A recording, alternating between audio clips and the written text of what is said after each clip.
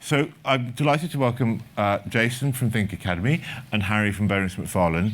And I'm going to, rather than me tell you what those two organisations are, I'm going to get them to explain a little bit about what it is, what the services they offer and why they're qualified to talk about the topic before we dive into some questions. So, Jason, do you want to kick off first? Yeah, sure. Hi, everyone.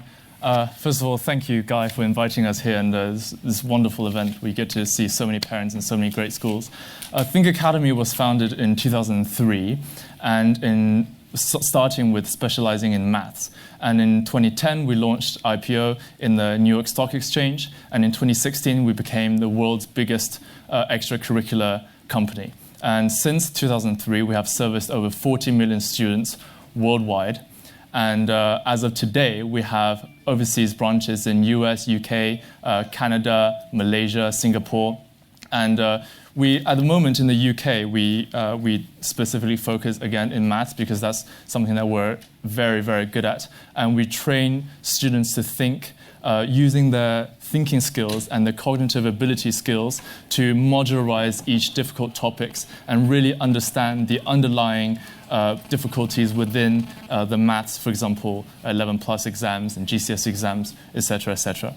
So yeah. Brilliant. Very nice, crisp explanation of what Think Academy does. Harry, I think Bonas MacFarlane is quite different. I was going to say, we're slightly smaller. We would probably say we're more bespoke.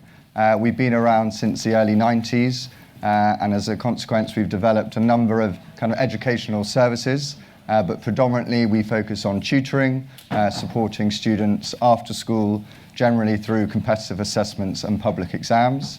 And then we have an advisory business where we consult and support families make the best decisions for their children, ultimately about finding the right school for them as opposed to the parent. And broadly we work with around, say, 300 to 400 families a month. And clearly the 11 and 13 plus entry point is a key focus for us. And we have around 500 tutors around London. We try and encourage face-to-face tutoring where possible, but obviously through the development of technology and COVID, we do a lot of online tutoring, not only in London, but outside of the M25 and overseas. Okay, so that kind of explains why we've got these two experts on the panel. And I'm going to get, before we kind of dive into the nitty-gritty, let's just get some background about the PreTest. And Harry, I know, has worked in this area for a long time. Can you tell us a bit about the PreTest, like when they came about, what their purpose is, which schools use what? Yeah, so I thought it'd be helpful maybe to provide some context, because you often hear about the 11 plus and the 13 plus, and then the PreTest. And this terminology, if you're not familiar with it, I appreciate might be a bit confusing. So for context, historically, girls used to take the 11 plus in year 6 for entry into year 7. And historically, boys used to take the 13 plus assessment, which was a set or a series of exams in year 8 in June to arrive at a school in year 9.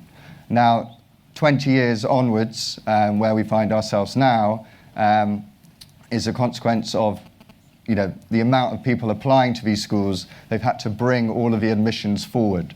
So broadly speaking, all of the assessment, even if you're applying for a year 7 place or a year 9 place, takes place in year 6. Hence the name PreTest, because that's the first round of assessment that students sit. And then those scores get sent to the schools that you're applying for, and those schools might ask you to do an additional assessment. How do they differ? So the 11 plus traditionally was an English and maths paper. You might get invited to the school for an interview. Depending how well you did, you would be awarded a place. The PreTest essentially is an online assessment. It's about 2.5 hours long. It's testing a broad range of skills in English, maths, verbal reasoning and non-verbal reasoning. And why is it the test that schools produce? Largely because it's computer-based. It also has the ability, or it is essentially adaptive, and that's a really important part of the test. Why do you need to know that? Because you need to prepare your child well enough that they don't rush through the first 3 questions, because if they get them wrong, it will take them down a different journey to if they get them right. And as a consequence, obviously, their scores are going to be different.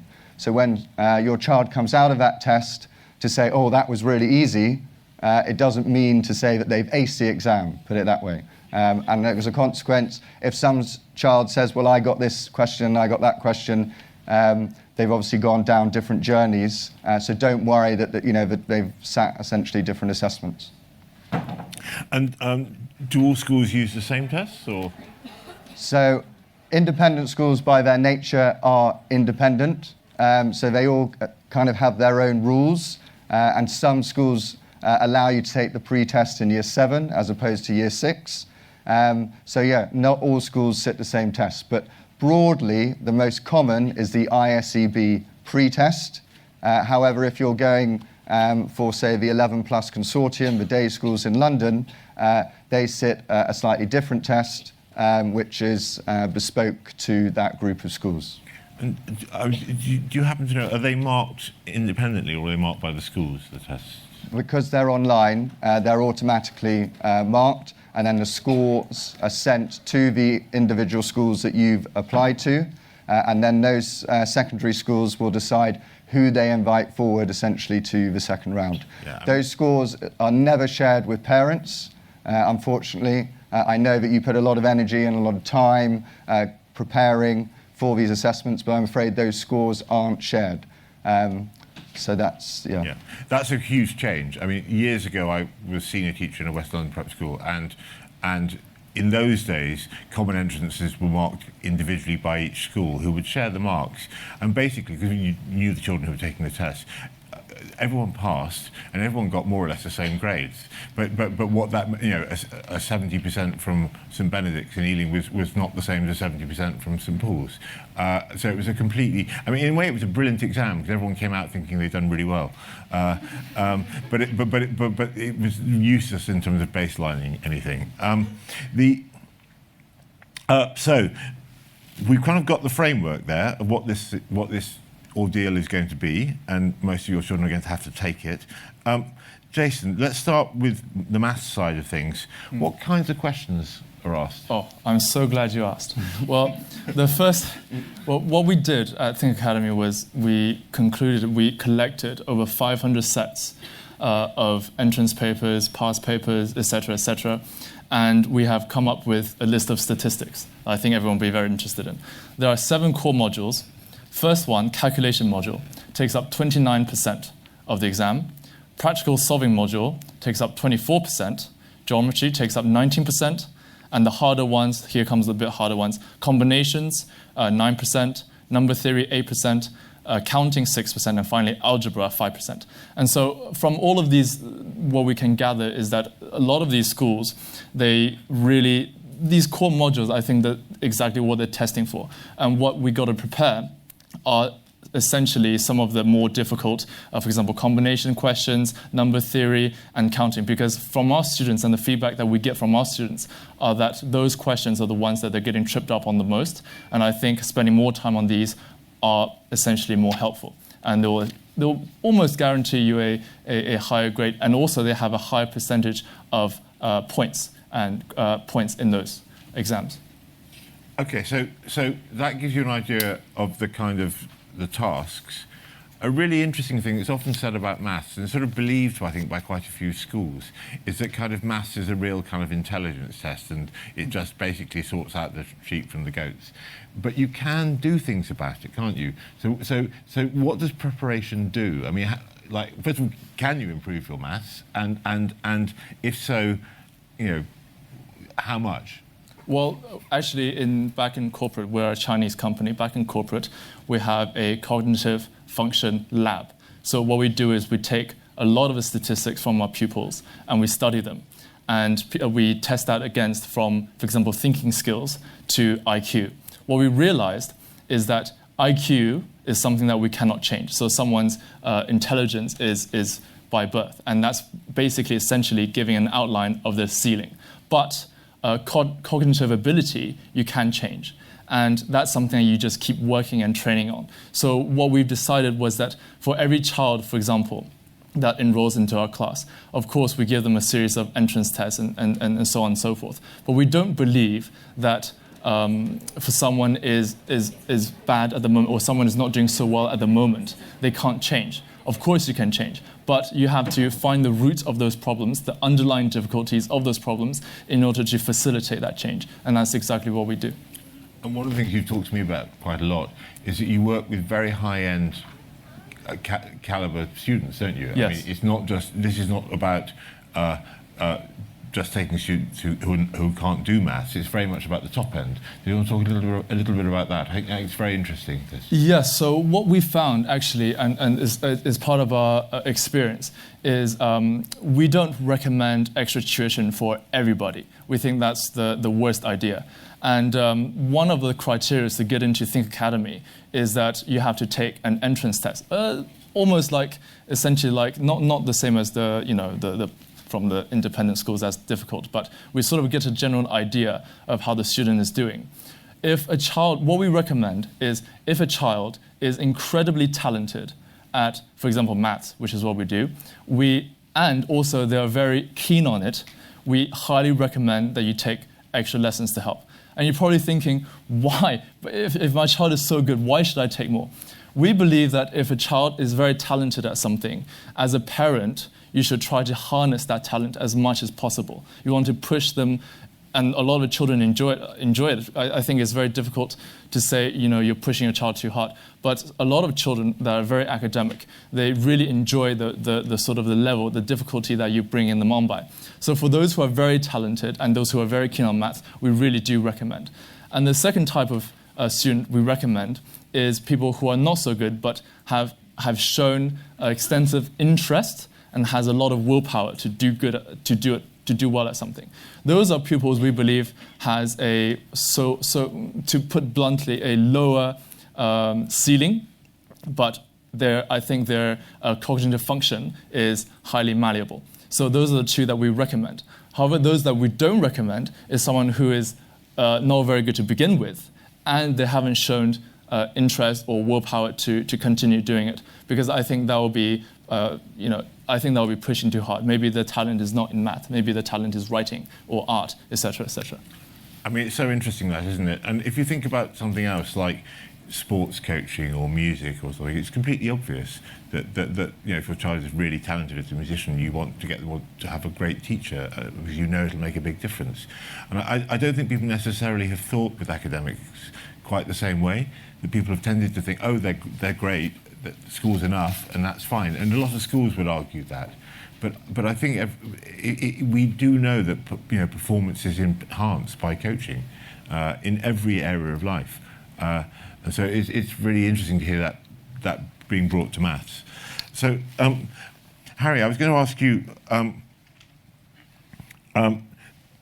we hear horror stories about entry at 11 plus, and the preparations that students are put through, or children are put through. Let's be realistic. Sure. These are young children. How does BM prepare children, and how do you manage that pressure? Well, I think there is quite a lot of hysteria, certainly when it comes to statistics. You're mentioning kind of 500 applicants for 45 places or so at particular schools. What you have to bear in mind is a lot of those students are applying to possibly 5 or 10 schools. So that already, reduces the pool quite significantly. And we always try and remind parents that there aren't children running around in September lost looking for a school to attend.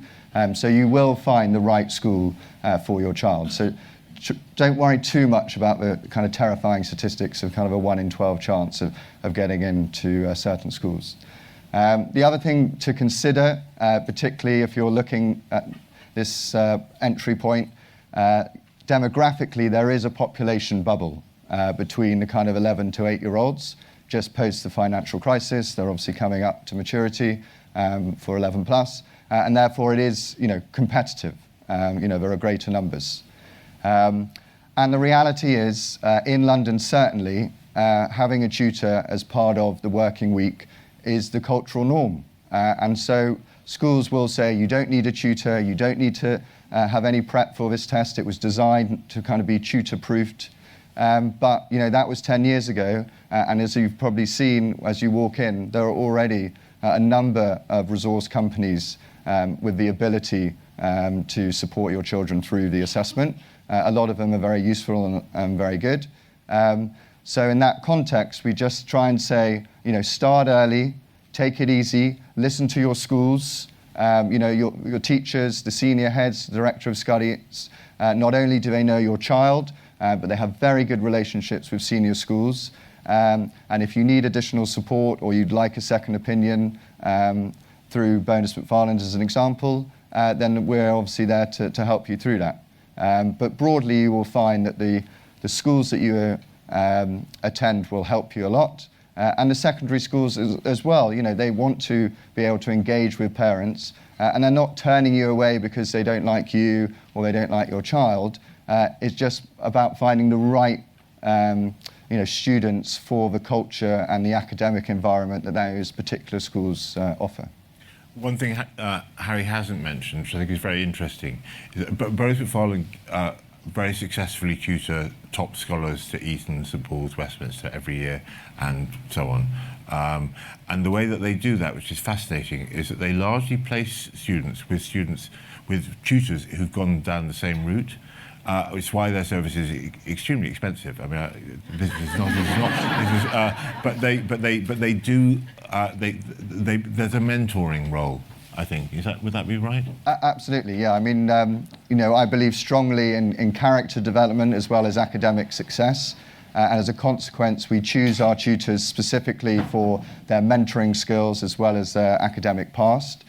We're fortunate that over 60% have been Oxbridge educated. A lot of them are doing some wonderful creative things outside of tutoring.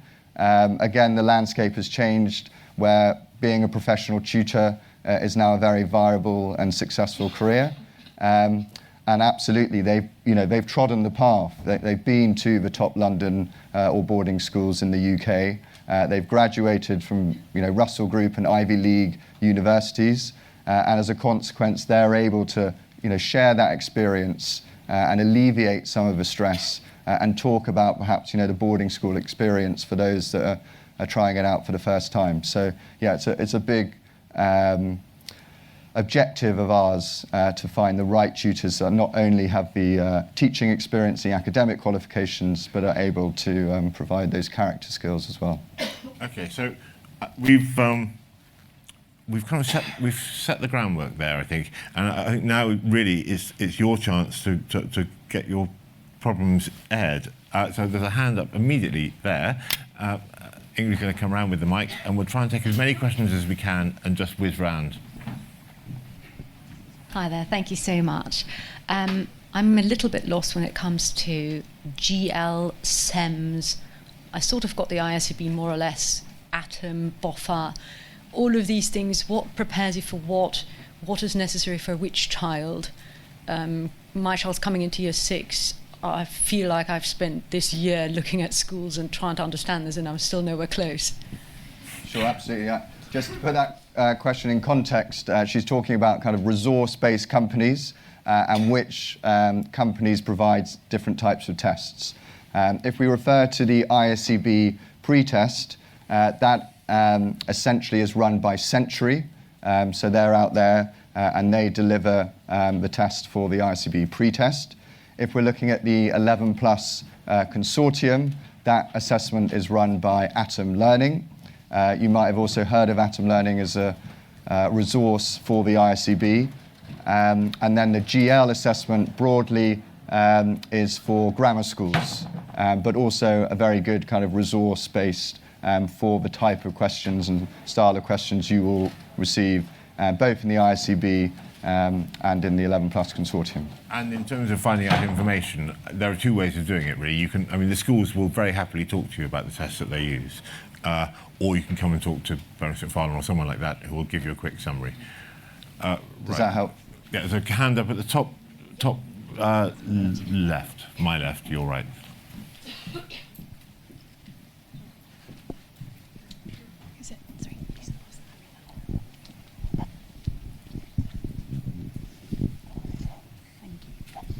Thank you.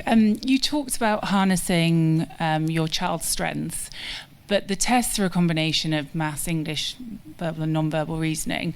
So if you have a child, which I do have, who is very talented at maths, but is struggling on the English literacy side, and what I've been concentrating on is trying to get that up to a similar standard, is that the wrong thing to do? What would you suggest? What would your advice be? Oh, I think it's all about the context and the time and the place.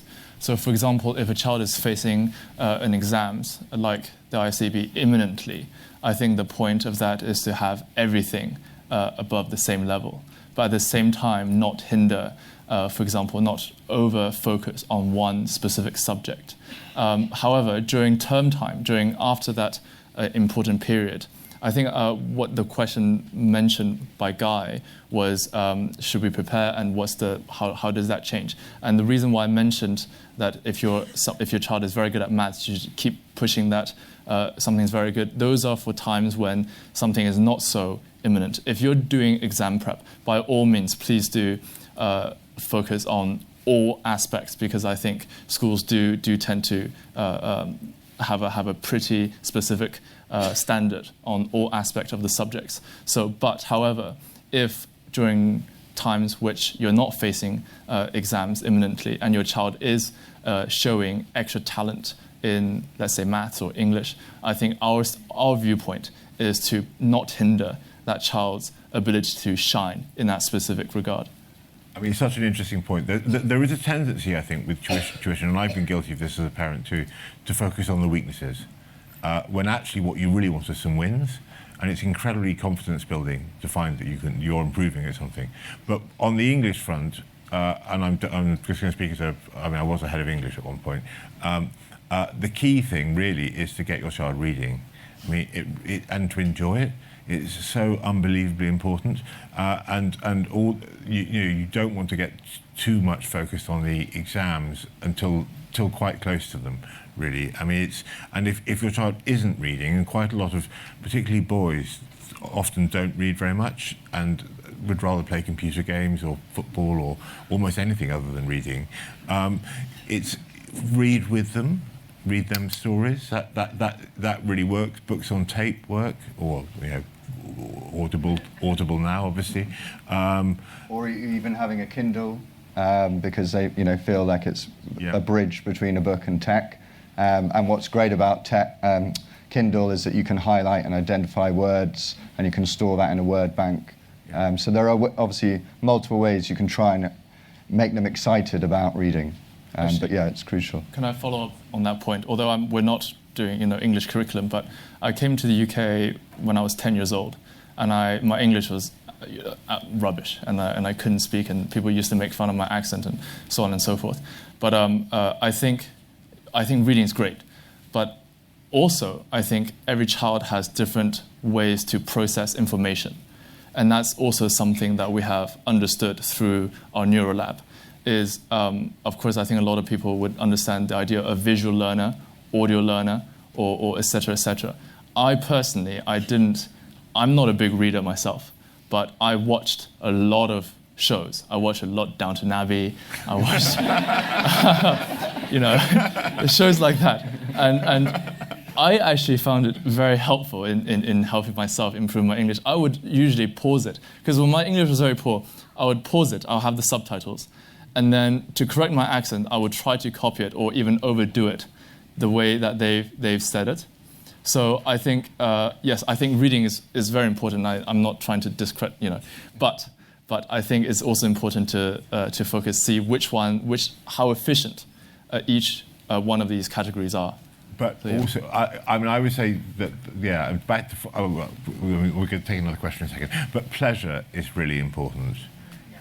Particularly if you're, anyone who's sat here earlier on hearing what the kind of children they want for the really academic schools, they've got to like it. They've got to really be passionate about it and be interested in it. And it's not, that doesn't come from doing loads and loads of past papers or worrying about their ability.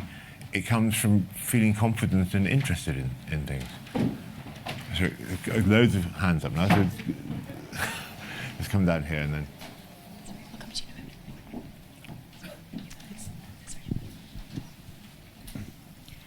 Thank you. I'm interested in your consultancy side of how to choose a school, and because I'm struggling to sort of put my child in sort of the more the personality side of what the culture of the school. Sure, absolutely. So yeah, that's a common request that we have from parents. They might know their academic ability, but how do they get past the marketing material? How do you get past having met all of these schools today to really narrow and drill down into what's going to work well for my child? So our advisory typically starts with an assessment. We are lucky to have an in-house educational psychologist, which gives us fundamentally a very good understanding of their cognitive ability. Involved in that is an interview, so we get a sense of the student's personality and confidence. And then we have a team of consultants who are fortunate to be partnered with the Independent School Show and have very good relationships with all schools. We're typically going around 5 to 10 schools a week. We are speaking to the registrars on a weekly or frequent basis. And as a consequence, we have a deep understanding of the cultural differences beyond just the academics. And then it's a conversation naturally with the family about what's important for you, whether you're looking at day or boarding, whether it's co-ed, single sex, IB, over A-level. There are inevitable lots of preferences that you might have as a family. I'm going to then stop you there because obviously we're not really talking about consultancy now, and you can carry on that conversation outside. There's a hand up just here. Sorry, we'll move the mic around a lot. Thank you. My question is about when do you start prepping the kids? And do we start prepping them ourselves with critical thinking, around the table, questions, answers, etc.? How old are your children? Mine is 7. 7. Okay. Great. Okay. You didn't say 3. So that's No. It's not that bad. Okay. Let's get 2 quick views from the panel. What age do you start? Yeah, sure. So I think from our standpoint is we would like to, especially for the 11 plus and the pre-test, we would like to have a 2-year period. So we usually want to start around year 3.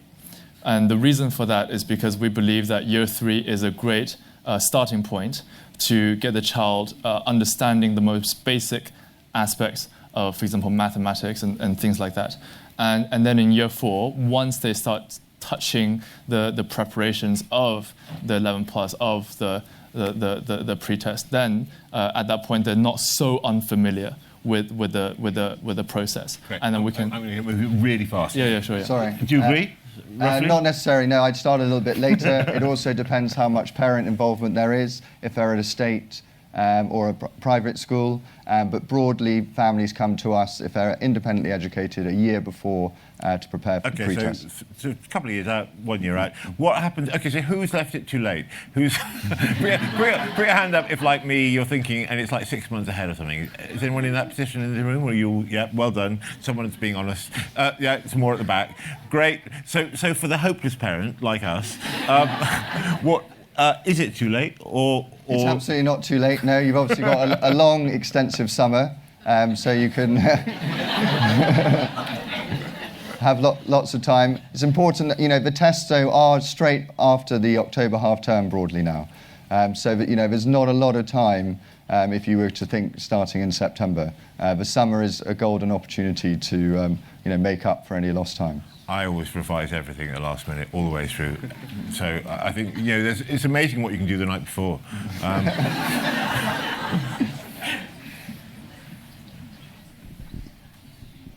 Thank you. Good afternoon. We understand that we have 11 plus, so senior schools starts at 11 or 13 years old. So could you share some thoughts on how different they are? And as parents, could you give us some suggestions on why we should apply 11 plus or 13 plus? Thank you. Okay, so I guess that question there is really about the pre-test in relation to 13 plus, isn't it? I suppose. Yeah. So broadly, 13 plus schools are outside of London. They're boarding schools. So it's just a question of when you want to move. I think, as I spoke about, girls mature slightly earlier, so therefore taking the 11 plus and starting a school in year 7 feels about right for them to move on, whereas boys really do accelerate their development in years 7 and 8. So as a consequence, I'd probably, if possible, allow them to enjoy those 2 years at a prep school where they can take on more leadership responsibilities, develop their confidence, probably improve significantly academically, and therefore move at the 13 plus stage. That's the kind of education side of it. But in terms of the testing, most schools are doing the pre-test now, aren't they? Yes, as I said, all of the testing is brought into year 6. Boarding schools as well? Some of them have year 7 applications as well. They don't cut it off entirely.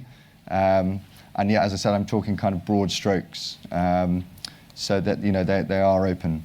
Yeah, and I think you'll find, I mean, definitely talk to the schools here about that as well, because if you are applying late, some schools will be more open to that than others. I mean, it is the case that, you know, there are schools that have places still, and confined space. So no, right at the back, there's a question up there.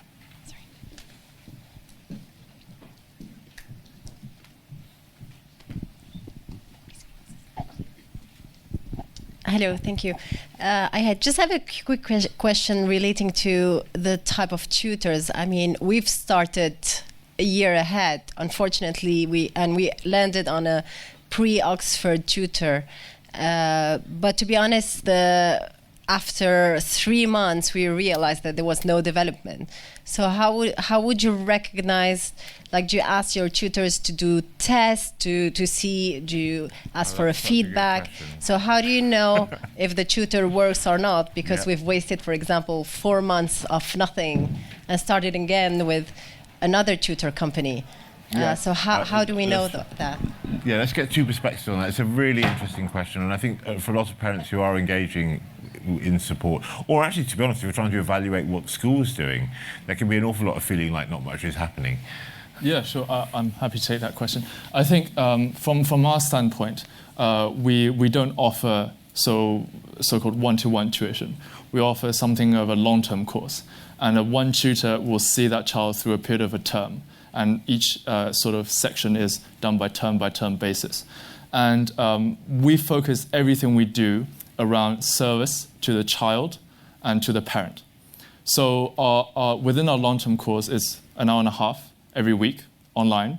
But during that time, if the child has any questions or any problems, they can reach out to our tutor straight away. And also, a lot of the other companies, I don't know who, but they do mock exams. But sometimes when they do the mock, you get the results back, but you don't understand how you got it wrong. We take our mock exams very seriously, and we do it school by school basis. So we have a mock exam especially for, let's say, St. Paul's, especially for Westminster, and we do a very long and extensive explanation of the result of that mock exam afterwards, and a personalized report for the child.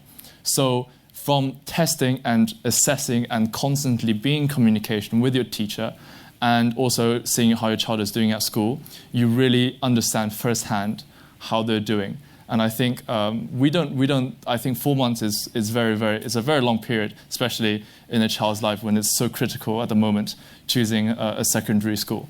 We function in a much shorter period where we test the child. So not in a very formal and a very pressurizing test, but just an assessment every 2 weeks, every month, so to say, and then you kind of get an idea of how that child has progressed in each timestamp. Brilliant. Harry? Yeah, I think the first thing to say is we're very selective and sensitive with the younger age groups when we're introducing tutors. So it's fundamental to us that they have at least 2 years experience. We're obviously able to check references in addition to being DBS checked. And then in terms of how the tutors engage with the parents, that the communication is fundamental. So we try and benchmark our programs every 6 weeks to a half term, and then reviews and feedback is provided to the parents. And then by having that ongoing conversation, we can work together in terms of the progress that is achieved. Just down here. Oh, yep, great. Good morning. Sorry, afternoon. So I'm from the Caribbean, so my children will be like moving here. So just a couple of questions. Are any of the schools tests optional, or the tests are mandatory for all of the schools? Then some schools will have their own internal assessments, and they'll want to assess every child just to obviously understand their personality and academic ability, but they're not all selective. Okay, and in terms of the current grades, do they also look at the child's current grades from the schools that they attended? And if that's the case, if it's an international student, how does that work? Yeah, so I guess it's important to put into context that the pre-test is one part of an application to a senior school. In addition, they will have a reference from the head of the school that your child attends, and then often there is a second round of assessment at the school itself, so they get to see the child as a whole, and that will be a range of processes through maybe their own academic assessment, having an interview with a master or two, and then doing a few activity challenges with their peer group to see how they work within a team. Okay, and the last question is, sorry, is there, I'm not sure, based on the discussion today, can you enter at any level of the school? No, broadly, schools will have entry points, so either traditionally year 7 or year 9.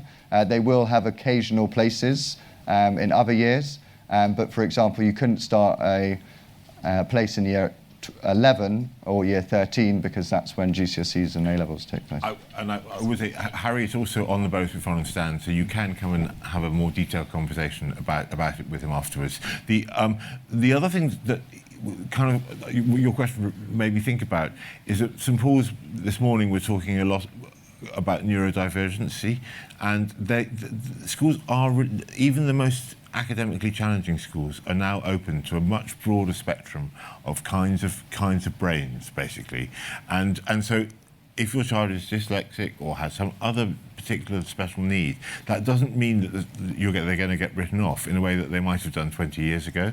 And all that kind of information is very relevant both to how you plan the support you put in place, but also the kind of information that schools would like to receive. I mean, on the whole, children who are well supported and well understood by their parents will do well in the application process. You can't have too little information, basically.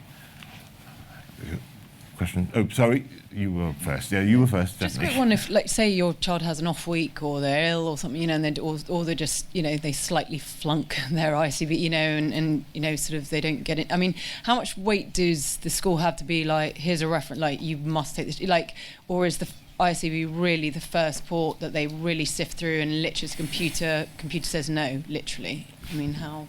I don't think it's as conclusive as that, i.e. the computer says no. So if they do flunk it or they are ill on the day and it's a shock to the school that your child currently attends, then I'm sure they will have a conversation to say, look, there's something went badly wrong. Okay, so it's not conclusive. There was a hand up here, there, yes.